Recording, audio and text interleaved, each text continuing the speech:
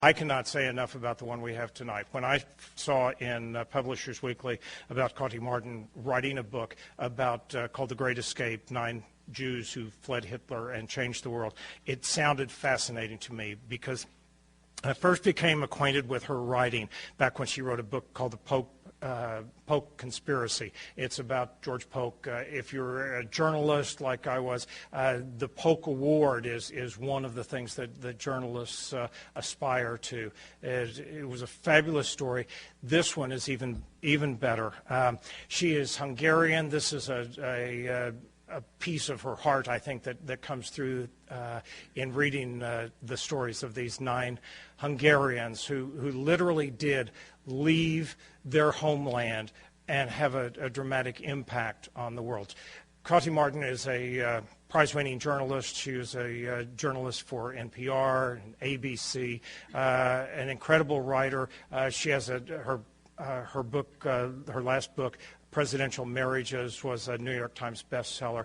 Please join me in welcoming Marton.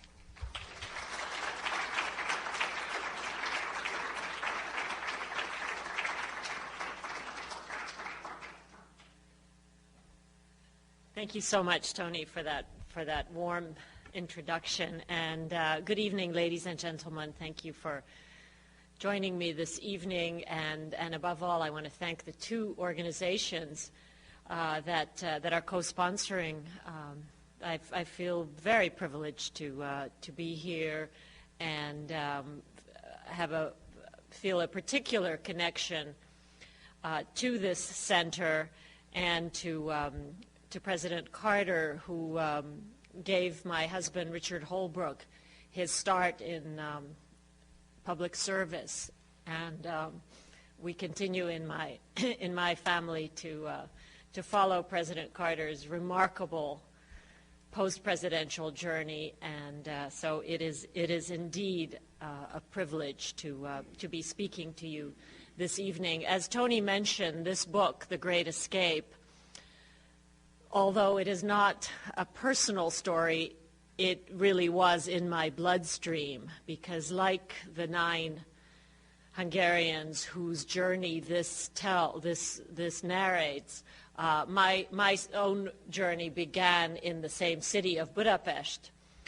The whirlwind that brought me to this country was a later whirlwind. I came here with my parents as a little girl the year after the failed Hungarian Revolution, whose 50th anniversary we have been celebrating, whereas these 9 amazing, brilliant men came here at the earlier in the last century as a result of the beginnings of fascism, first in their own country and then elsewhere in Europe. So let me start with the city of Budapest, which was the incubator of these mega talents. The city of Budapest, for a brief period, a period that really lasted one generation, roughly from 1890 until the outbreak of World War I, was the fastest growing city in the world.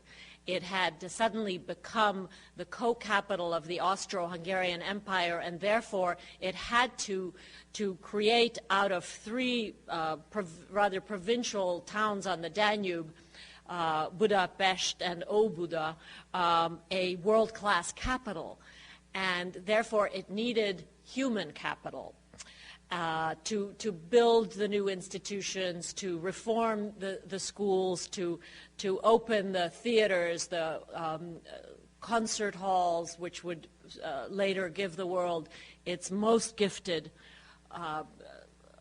conductors and musicians, the scientists who literally would transform our world. The human capital was largely provided by Jews because the Hungarian society at the time was made up of the vast majority were semi-literate agricultural workers, and then the 80% of the land of Hungary was held by hereditary nobles who really didn't have very much interest in building, creating, writing. They kind of looked down on professional life. They preferred to enjoy life in their castles with gypsy music and lots of good egri bikavér, which is one of Hungary's many great wines. So the vacuum, the professional vacuum was filled by these Jews who came from all over the Austro-Hungarian Empire, with Budapest playing the sort of role that New York City has traditionally played for our country, that is, as a magnet for the best and the brightest, offering almost unlimited opportunities. And this, for the Jews of Eastern and Central Europe, was almost unprecedented, that they could go as far as their talent carried them, with one notable exception, and that was politics. Politics was closed off to Jews, and that really should have given them the signal that the reforms and the gains would be temporary. Because if you don't have political reform, then everything else is temporary. But during this 20-year period, it was long enough for one generation to educate this fantastically gifted group of people in all fields. The 9 men that I chose really are just the tip of an iceberg of talent, and here's why I chose them. I chose them because they're 4 scientists who collectively gave us the atom bomb, the hydrogen bomb, the digital computer, game theory, Star Wars. Some of these are sort of poisoned gifts, but nevertheless, they gave us these gifts. 2 photographers who together virtually invented the modern medium of photojournalism. 2 filmmakers who left us some of our most beloved films, and a writer who traversed every important event of the last century and was the first to strip the mask off Stalinism. The writer's name, of course, was Arthur Koestler. And he left us Darkness at Noon, which is still considered among a very small handful of transforming books ever written. The filmmakers left us Casablanca, among many others, and The Third Man, and the photographers in the course of inventing photojournalism captured the most momentous events of the last century and enabled America to prepare for World War II. So how did this happen? How did these 9 men from a small landlocked country, speaking a language that nobody else in the world can learn? I just coming in here, I met a couple of Hungarians, and typically for Hungarians, we immediately started speaking Hungarian to each other, very rude to everybody else who was standing around. But there is among Hungarians this very powerful linguistic connection, and Hungarians tend to find each other elsewhere in the world. But the fact that no one else in the world speaks this language also means that Hungarians in exile, and these 9 men were lifelong exiles, as am I to a lesser degree, because I was much younger when I came here, but nevertheless. In exile, Hungarians are extremely lonely because they don't share either cultural or linguistic connections with anybody else in the world. And there's no answer to that mystery. You know, where did this language and where did this culture come from? It's one of those unsolved permanent paradoxes of our planet. But what that loneliness has produced is outstanding motivation in people who feel that the only way they can sort of earn their keep outside Hungary is to produce, this is in the words of one of the 9 men, to produce the extraordinary or face extinction. The man who said that, John von Neuman, was deemed the most gifted mathematician of the 20th century. This is the man who first conceived of the digital computer in the only laboratory he needed, which was his brain, and therefore ushered in the age of the computer and ultimately the internet.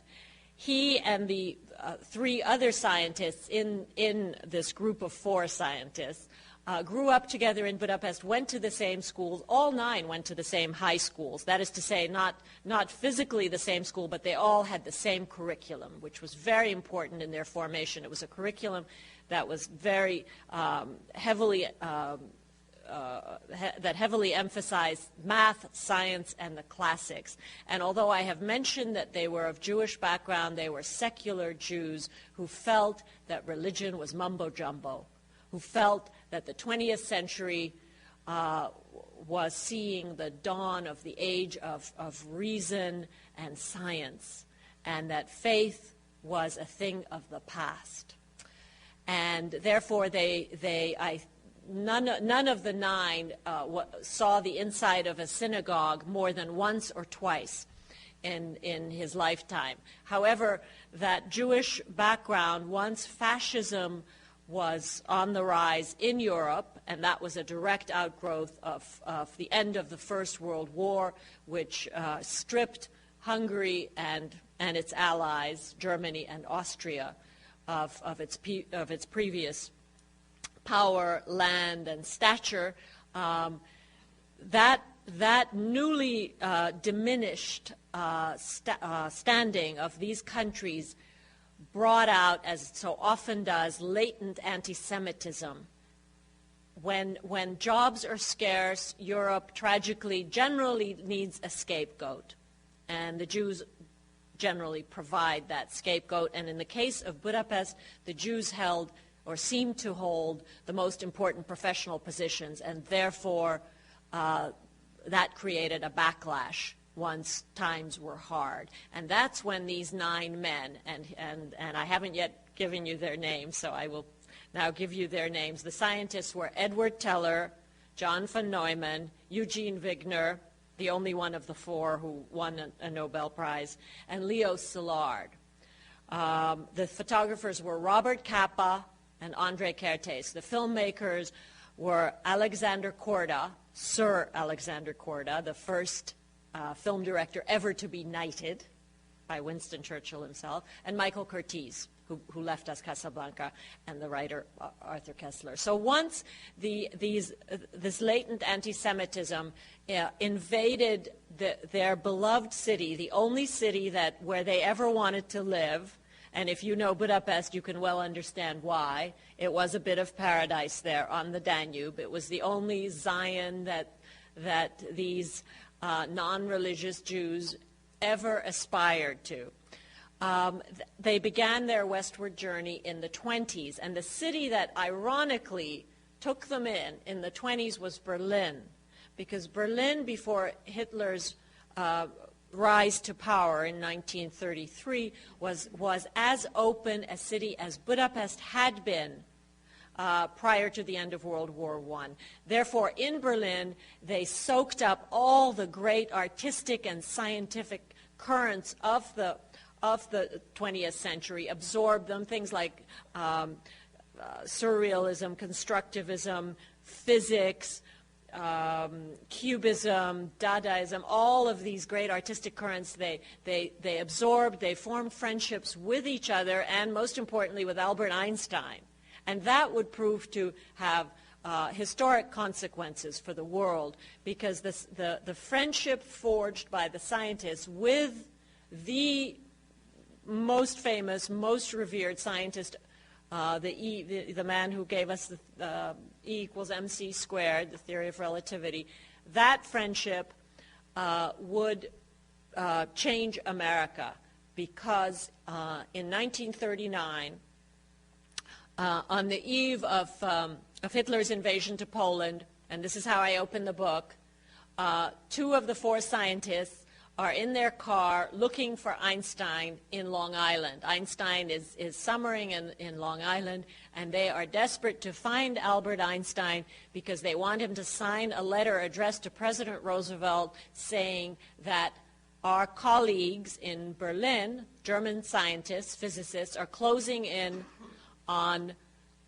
something which we have figured out in our head, which is that nuclear fission, the splitting of the atom bomb, can lead to a fantastically powerful weapon, the atom bomb. And if the United States doesn't start working on that, Hitler's scientists will beat us to it. And ultimately, that letter reached President Roosevelt. It led to the formation of the Manhattan Project, the largest ever military scientific enterprise in history, and of course ultimately to Hiroshima and Nagasaki. And I don't think that President Roosevelt realized that 3 Hungarians, not yet American citizens, 3 Hungarian refugees, had drafted that letter, which led to all this. So all 4 scientists ultimately gathered in Los Alamos for the construction of the atom bomb. And it was von Neumann who did the mathematical calculations that enabled us to achieve a successful, if one can call Hiroshima a success. But if you consider the alternative that we did beat Hitler to it, then there was no other choice. Now, the photographers, Robert Capa, I'll start with Robert Capa, who I have to admit was my favorite of the 9. He's just an extraordinarily captivating, roguish, charismatic man who went to photography because no other profession was open to a Hungarian without linguistic skills making his way around fascist Europe from Berlin to Paris, and because there were so many atrocities to be photographed. His career was made with one photograph. It's called The Falling Soldier, and it captures the moment that a Spanish militiaman in the Spanish Civil War is hit by gunfire, so the moment of death. The world had never seen such a photograph. And overnight, Robert Capa, whose actual name was Endre Friedman Endre for any Hungarians in the group here, he invented the name Capa because he wasn't having any success selling photographs under Endre Friedman, and he figured if he came up with an American-sounding name, which was actually based on Robert Taylor and Frank Capra, so he concocted those two and came up with Robert Capa. And he immediately started selling photographs under that byline. And virtually the week that the Falling Soldier was published in every major magazine and newspaper in the world, he was anointed the world's greatest war photographer, which was a kind of a mixed blessing, because after that, Capa, who was only 24 at the time, had to be present at every major war. And indeed, he was the first photojournalist to wade ashore Omaha Beach on D-Day, and it is thanks to Capa's lens that we have the image of that near massacre, which was D-Day. Those are Capa's photographs. If you've seen Saving Private Ryan, you'll know that Spielberg, in the first 20 minutes of that film, reconstructs Capa's black and white stills, and as an homage to Capa, which Spielberg has said that it was. Tragically, after this spectacular career, Capa became the first American journalist to die covering the war in Vietnam. At a very young age, in 1954, he stepped on a landmine. So, but not before he had lived a remarkable life with a remarkable number of great love affairs, including with Ingrid Bergman, a story that I tell in The Great Escape. Believe it or not, Ingrid Bergman proposed marriage to Capa, and Capa turned her down. This was Bergman at the height of her glamour, having just made Casablanca. Casablanca, of course, plays a big role in The Great Escape because it is the film that Michael Kurtiz left us, which is both a great romance and a call to anti-fascist arms. It's a powerful anti-fascist film, and in it, Michael Kurtiz, who grew up with the rest of this group in Budapest and learned the film trade in Budapest, he recreates in Rick's Cafe his favorite Budapest cafe, which was the New York, which, by the way, has been recently restored to its original marble and gilt splendor. If you're in Budapest anytime soon, you must go there, and that is the cafe that he recreates as Rick's, going so far as to cast actual Hungarian refugees in the film. The rotund head waiter, for example, the oily criminal played by Peter Lorre, the one who gets shot early on, and the refugee couple practicing English, Vichvach, such much. That couple always reminded me of my grandparents, who similarly practiced English on their way to Australia when I was a little kid in Budapest. And plus, the whole poignancy of Casablanca is rooted in Kurtiz's own refugee experience.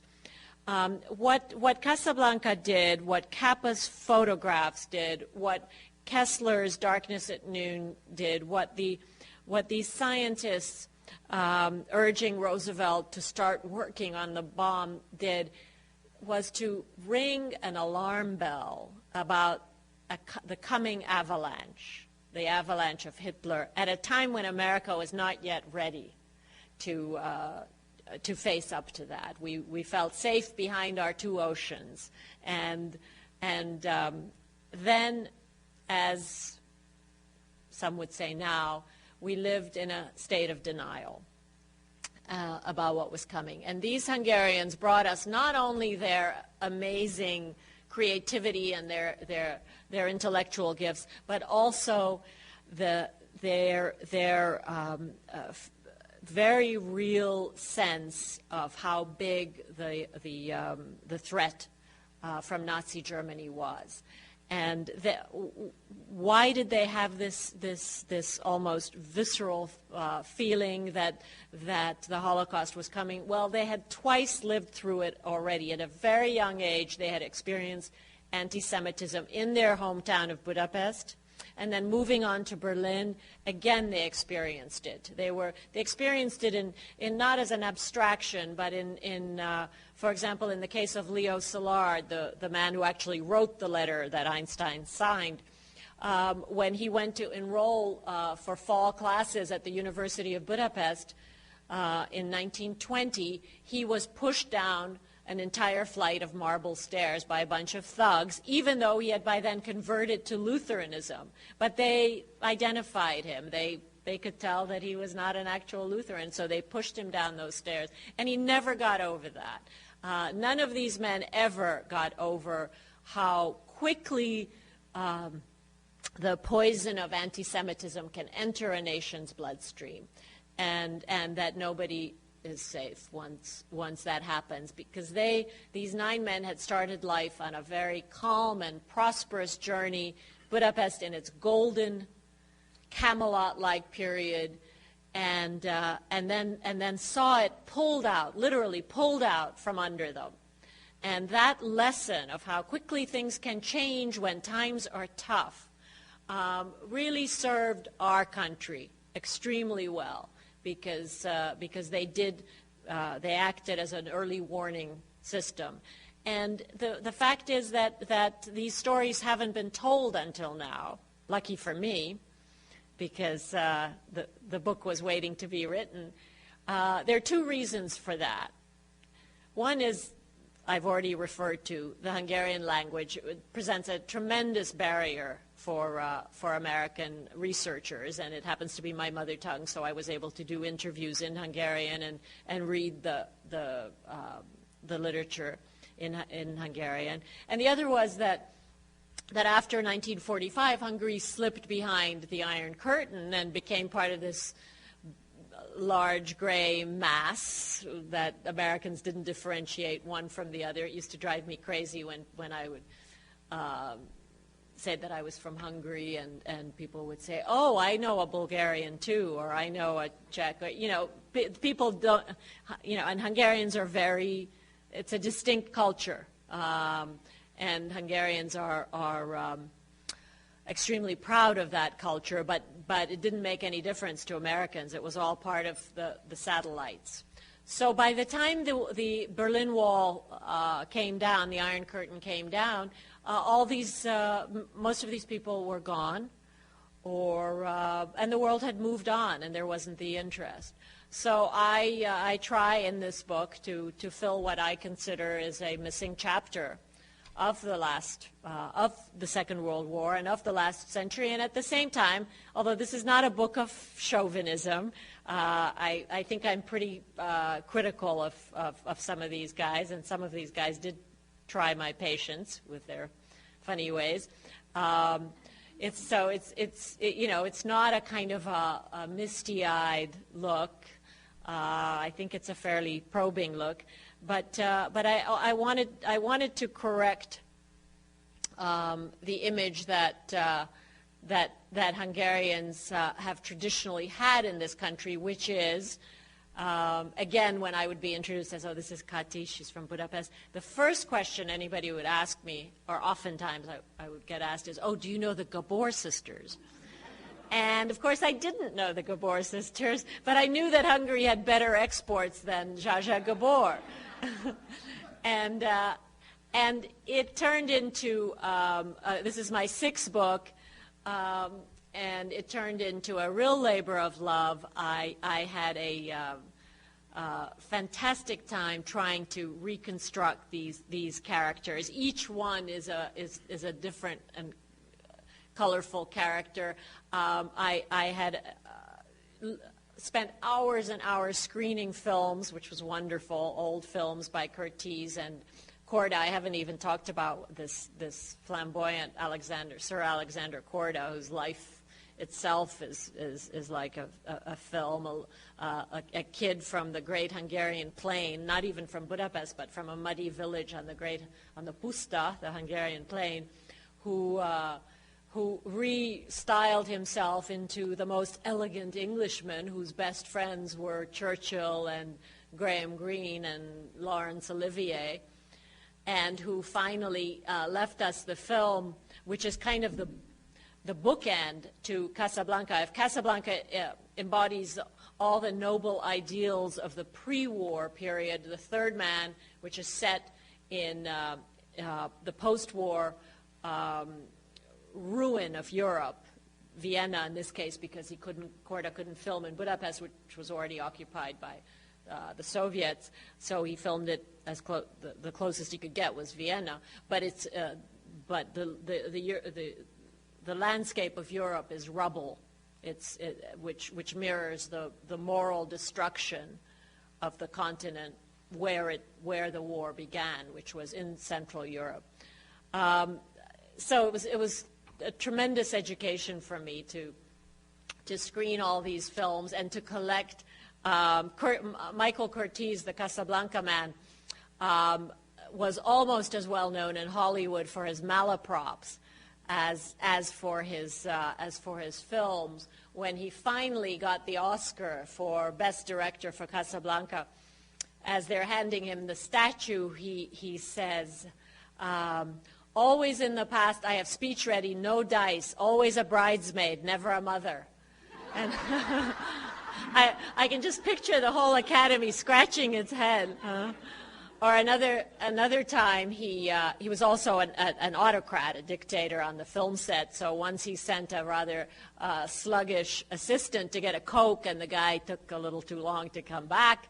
And so he said to the guy in front of everybody, he said, "Next time I send a dumb son of a bitch for a Coke, I go myself."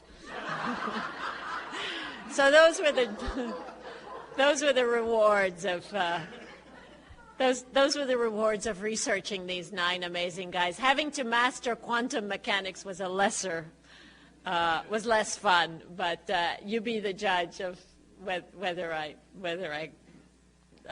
got E equals MC squared down. It was for me a journey home, a journey. I wanted to offer this book to my parents, whose city this had been. It was not my city, this golden city. I was born into the gray Stalinist ruin that the third man depicts, but I was raised on stories of what it was like when the Prince of Wales would come with Wallace Simpson and gamble in the Margit-sziget, the little island in the Danube, and it all sounded like something out of The Wizard of Oz for me. But I wanted to get close to that city, and I wanted to. Sadly, my parents didn't live to read it, but I think because they both passed away last year, but I think they would have been very happy with this book, which was my attempt to recapture a city which now is looking more and more as it did then, but of course it takes more than bricks and mortar to recreate the kind of excitement that was present in a city that had 39 daily newspapers and 600 cafes where the business of the city was really conducted in those cafes. Everybody had their cafe, and where there was so much lively intellectual exchange that the sparks that were created really changed the world. Ultimately, this is an American story because unlike prior explosions of talent, Florence, Paris, a number of times, Athens, Rome, the Budapest cultural explosion, the people behind that cultural explosion had to leave Budapest to triumph, which is what makes it an American story, because it was in America that they ultimately triumphed. And I suppose that in today's climate, I'm also reminding America that we are a country that is fed and fueled by immigrants, and that we not only should tolerate immigrants, we should prize them, because each wave brings something quite special and quite remarkable, and the wave that I have tried to capture is, of course, the great Budapest wave. So thank you very much for your attention, and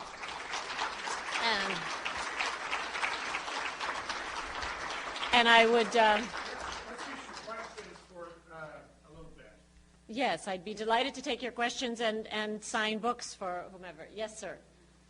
My question is probably a little trivial, but it wouldn't make sense if I were to ask you characters from many other nations. So the question is, did these people ever lose their Hungarian accent? No. The answer is no. No, Arthur Koestler, at the end of his life, when he was a friend of the great and the good, Margaret Thatcher would drop by, he still wouldn't make a reservation in his own voice, because he always felt that with that accent, his table would be right next to the kitchen. So no, the answer is no, they didn't lose their accent. Yes, sir.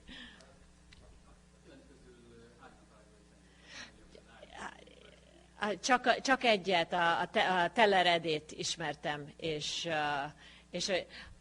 we're of course engaging in this Hungarian sport. The only one I knew personally was Edward Teller. I spent a day with him, and by the way, that put the book off by 10 years, because he was such a gloomy figure, and I was very discouraged. But He was a fantastically brilliant man. One of the subplots of The Great Escape is Teller's war with Oppenheimer, which is a very interesting story in itself, which caused an enormous split in the American scientific community, which lasts to this day, interestingly enough. Sajnos a Capát nem ismert. Yes. I think that ties into the question Yeah. that I asked.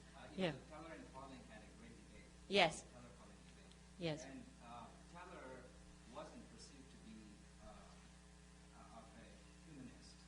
No, he was not. Whereas Leo Szilard was. Oh, He absolutely. was part of the Emergency Committee of Atomic Science. Yes. Thought that this could be developed. Yes. So in your perspective, in your ideas, where did those people come in drawing Yes. their perspectives to the world and their country? It's a very interesting question. How is it that four scientists who grew up at the same time roughly and went to the same schools, that they could be so politically divided? By the way, despite their political division, and of course Teller became an iconic figure to the American right, he was the one who persuaded Ronald Reagan that it wasn't enough that we arm our planet, we had to arm outer space as well. So he was revered by the right and reviled by the arms control people like Szilard, where I do deal with that. I attribute it to, a book isn't worth much if there isn't interpretation, if it's just collecting facts. You've got to have a point of view for a book.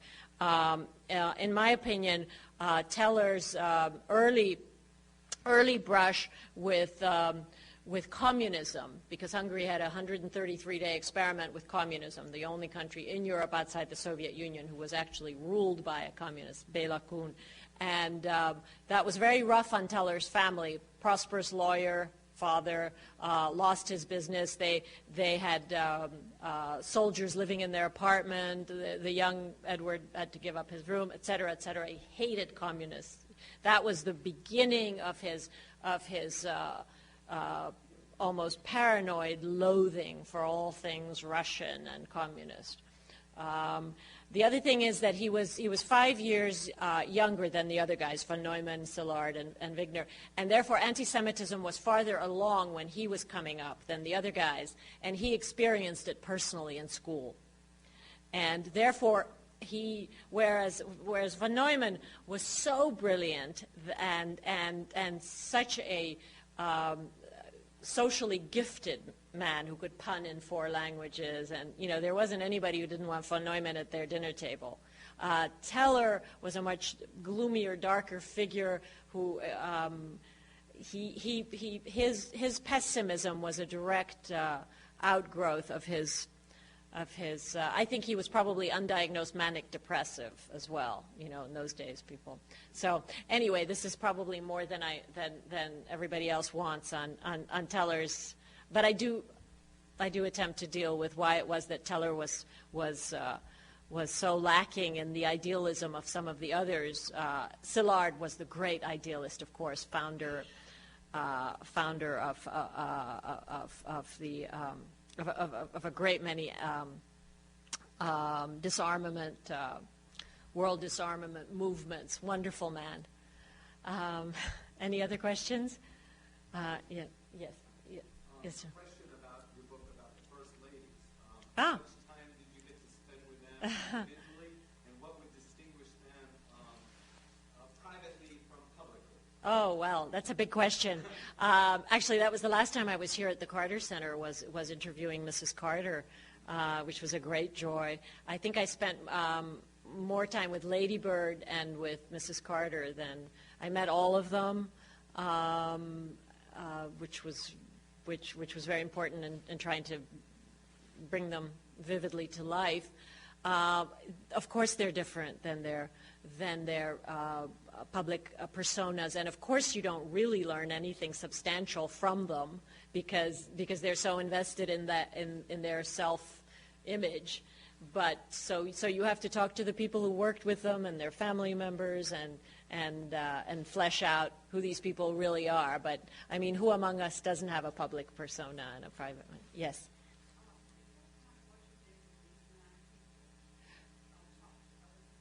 Yes, well, sadly, I couldn't talk to them. So what I did was I had access to diaries, correspondence, and family members. In the case of von Neumann, for example, his daughter Marina was very helpful to me, herself a distinguished economist.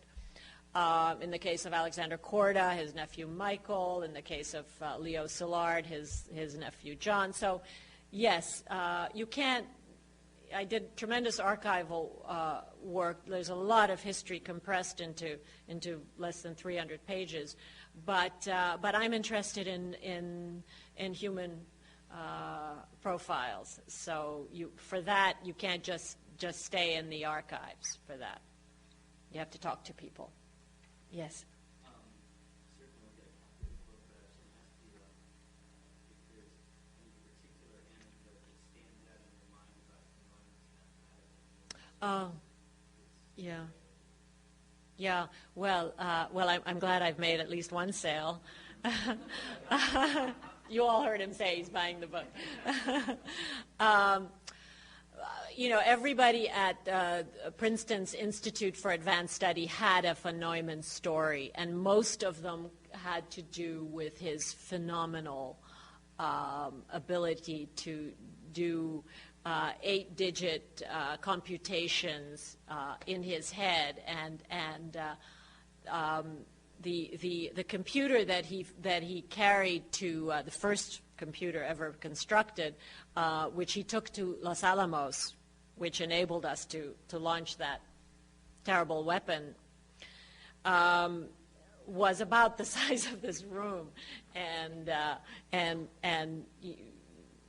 made a wheezing, whirring sound, and there are many stories about how von Neumann never had the patience to wait for the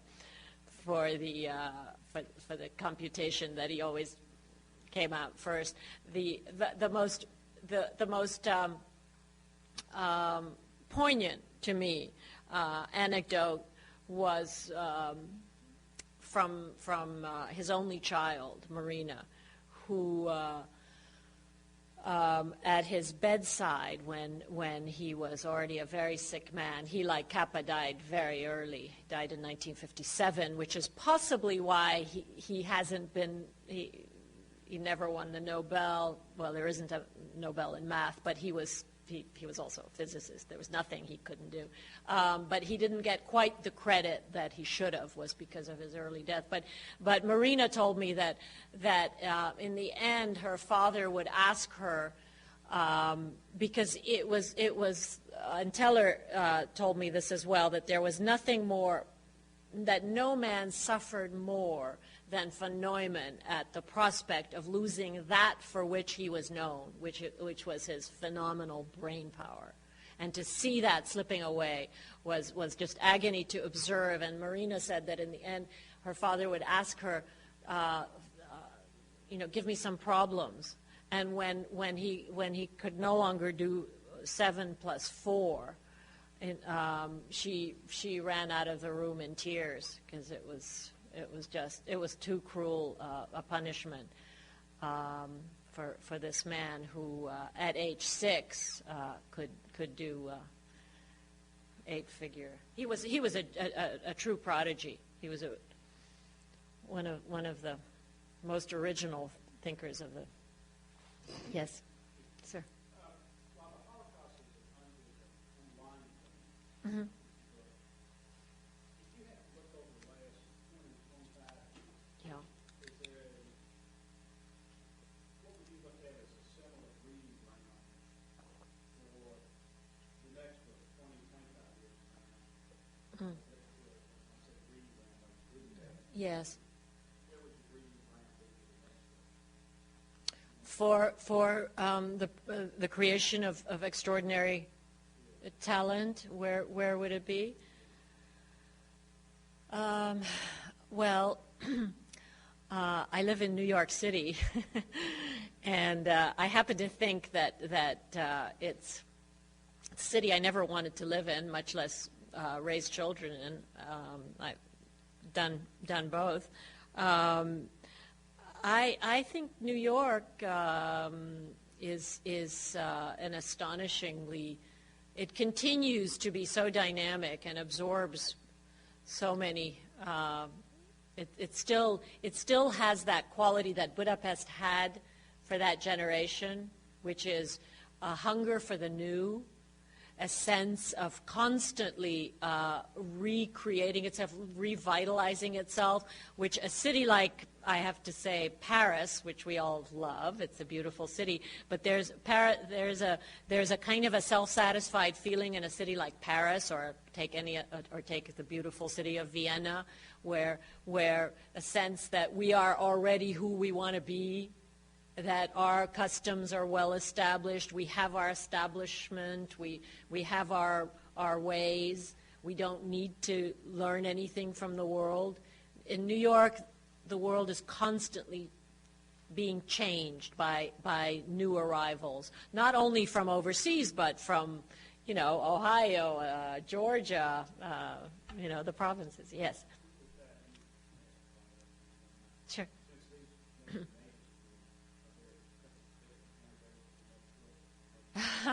Well, I don't think I'm going to have this franchise of great cities producing great. I wanted to write this book because I wanted to reach I write for American readers. I wanted to reach as wide an American readership as possible in a book about Budapest.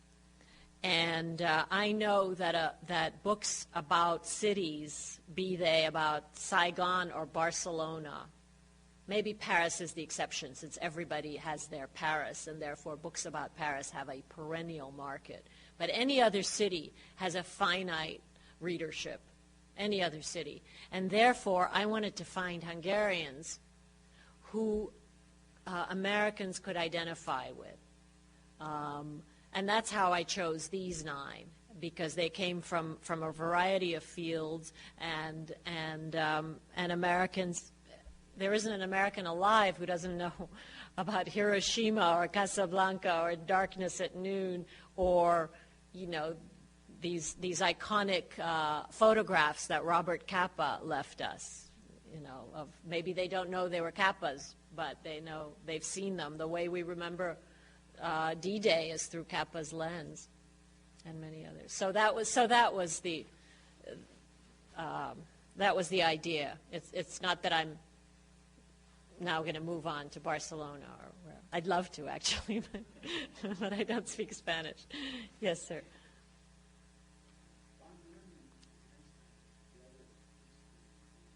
Yes. Yes.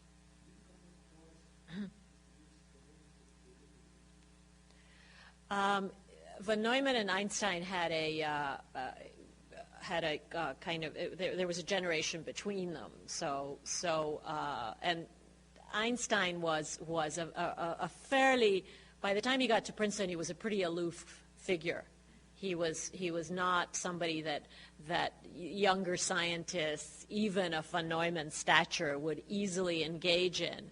Von Neumann was thrilled, however, when Einstein came to one of von Neumann's dinner parties, which were legendary at Princeton. Von Neumann loved to entertain, and in very high style, because these guys were not ordinary refugees. They brought, they came ahead of the Holocaust, and therefore they were able to bring most of their possessions bit by bit out. So they lived fairly well. And that was a huge statement that Einstein, who was by then a reclusive figure, and that people, only Leo Szilard had the nerve to interrupt Einstein in full reverie, because Szilard felt that he was Einstein's equal. He was not lacking in self-confidence, Leo Szilard. Well, thank you very much. It's been wonderful speaking with you, and I'll meet you out there and dedicate books to you. Join me.